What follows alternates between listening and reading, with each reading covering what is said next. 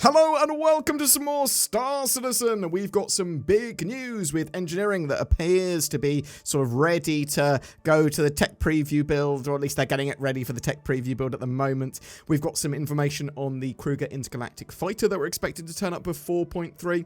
And it also looks like the resource drive is extending into 4.3, most likely. Spoiler warnings for those, because we'll be reading some of the loading screens from the Terra Gazette for 4.3 to get information on that. We also have a new Alpha 4.3.0 patch with some new additions, and we've got announcements of some CitizenCon watch parties with CIG attendance. I think some people will quite like to go to some of these based on where they are in the world. So, from the most recent monthly report, we learnt that engineering gameplay has now entered the tech preview preparation phase. So devs are moving the code into a new staging stream. So real soon, we should have access to try the new updated engineering gameplay, which includes damage control and fires and extinguishers and a level of physicalization of components, and you can remove them and they can be targeted separately, and if you don't repair them and look after them, they'll get damaged. There's going to be fuses around ships that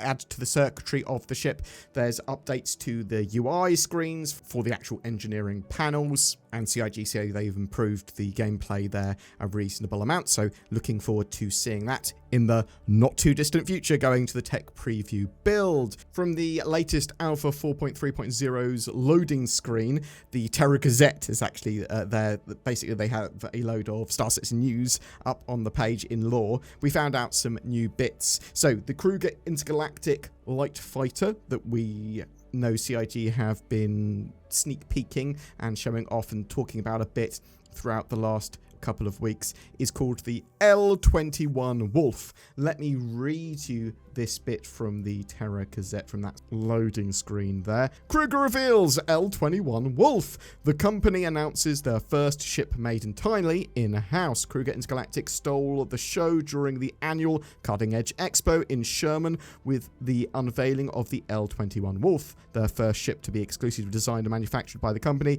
Attendees hailed the ship's sleek form factor and head-turning aesthetics. Kruger's head of design told the press, "Our frequent collaborations with partners RSI and Bering have been a huge source of inspiration to us, and we're excited to share our unique vision of ship design with the verse." So yeah, quite a cool looking thing here. I'm sort of excited to see it in game. We've got some relatively fuzzy pictures of it, but it looks a mixture of like a pod racer crossed with the P-72. Also taking a bit of inspiration from the future 50s space car kind of look. Also, we found out from the Terra Gazette again that the resource drive event will potentially run into 4.3 as well. Second Life initiative bolstered by resource drive. Participation exceeded expectations, leading to the delivery of more resources than predicted.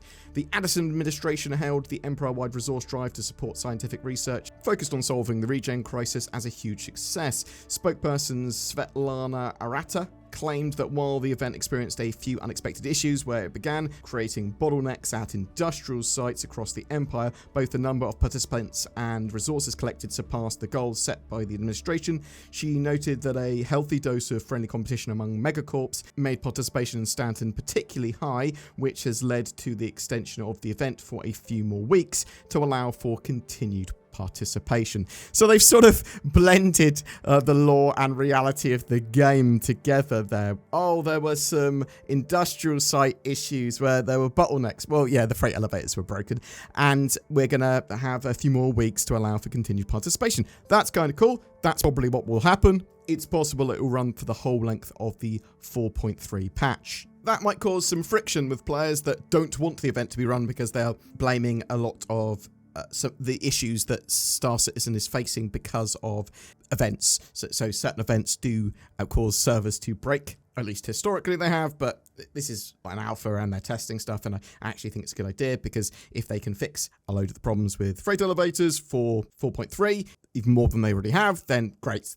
That's going to allow a lot more people to play and get the resource drive missions done without it being like pulling teeth. Let's jump into the latest Alpha 4.3.0 PTU patch. So we've had an updated PTU patch. It's still open to all waves, which is pretty much what it's going to be until it's ready to go live at some point in August. Something I didn't mention in the last patch, although the server configuration may have changed even slightly more, is that they renamed like the shard configuration or server mesh configuration to territory configuration, and the current config is 73600. So that means that there are 7 servers looking after the Stanton system, and there are 3 servers in the Pyro system and 600 players per shard. So that makes sense. A lot of focus on Stanton and having those new facilities, those Onyx facilities looked at. You want to have more servers in those areas. So let's talk about the new features and updates here. There's a load of Onyx facility and mission polish for VFX and sound and audio, and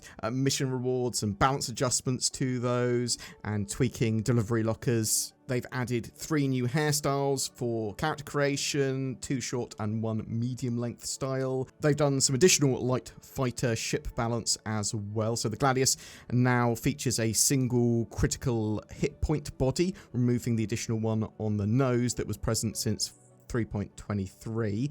HP values have been rebalanced to reflect this change, considering its gameplay impact.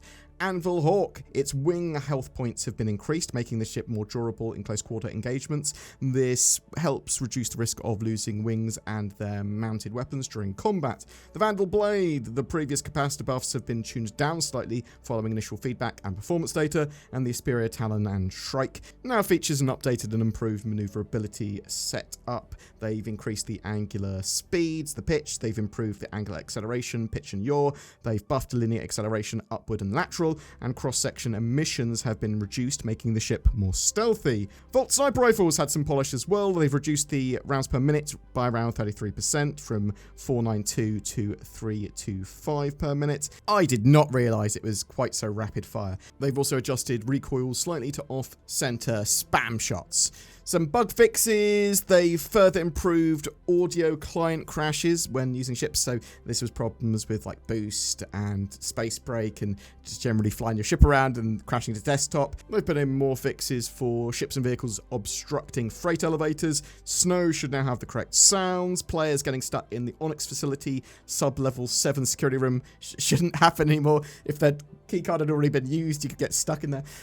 Fixing issues with the blade loadout. They fixed muffled audio in Onyx facilities and location markers disappearing there. They fixed issues with the Drake Caterpillar paints. They fixed an issue with missing weapons on ASD close quarter combat enemies, and they fixed 2 client crashes and 1 server crash. There are still a list of known issues, but it's actually quite short. I mean, there's more than this, but this is the known issues list. Players are unable to purchase and sell items at Maria Pure of Heart Hospital Lawville. Players can spawn in the center of Pyro or Stanton when they select their initial spawn location. Trains are popping in when they arrive. Weapons reload invisible magazines when reloading from backpack. There's issues setting routes for delivery locations for ASD missions, and Kovalex kiosks can get stuck. They're making pretty good waves with this patch and fixing a load of issues. Very happy to see that. I do want to see more distribution of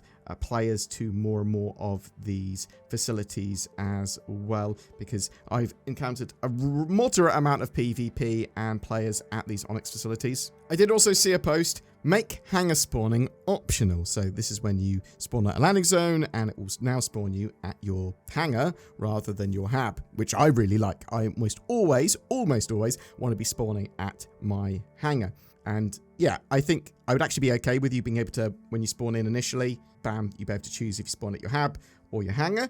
I think that's fine at landing zones, or if you've been at sort of like offline for 10 minutes or more. I don't want people to be able to use this to sort of teleport around fast. I'm okay with the gamification of a load of systems as well, as long as it allows me to play the game and enjoy it more, but I don't want it to break immersion, if you see what I mean. But I'm interested to know what other people think of that, because I might be entirely wrong. Who knows? You tell me in the comments below. There are some CitizenCon watch parties going to be going on the 11th of October. So CitizenCon this year, digital event, watch it online, watch it from the comfort of your own home if you want. But If you want the sort of feel of attending a real CitizenCon, you can go to one of these watch parties. There's going to be a load going on, and CIG have listed a load of them that they have attendance at as well, so that's really cool. There's one in the UK as well, at the National Space Centre, Leicester.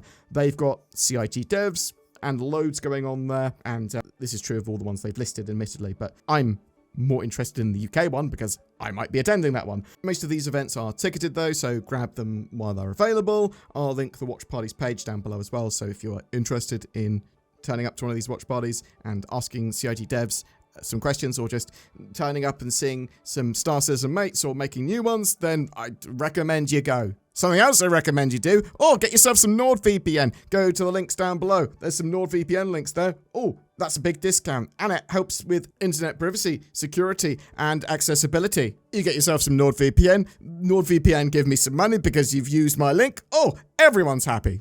Every month we have a ship giveaway, and we're giving away an RSI Meteor, that new medium fighter with lifetime insurance and a gameplay package for Star Citizen. Everything you need to play with a cool fighter and pew-pew some fools. Just comment on any of our videos made during this month to be in for a chance of winning that. Something else that you might like to do is like, share, subscribe to our videos. There's a join button underneath as well. There's Patreon. You give us a little bit of money each month and it helps out the channel immensely. Occasionally we have some exclusive videos. Come to my Discord, discord.gg/BoredGamer. Also, you should comment on all the videos, not just because of the giveaway, but also because you can give me feedback. And I want to say a massive thank you to the people that have supported the channel via any medium. But genuinely, you guys that go the extra mile to use that join button or Patreon, it is genuinely so appreciated. Thank you so much.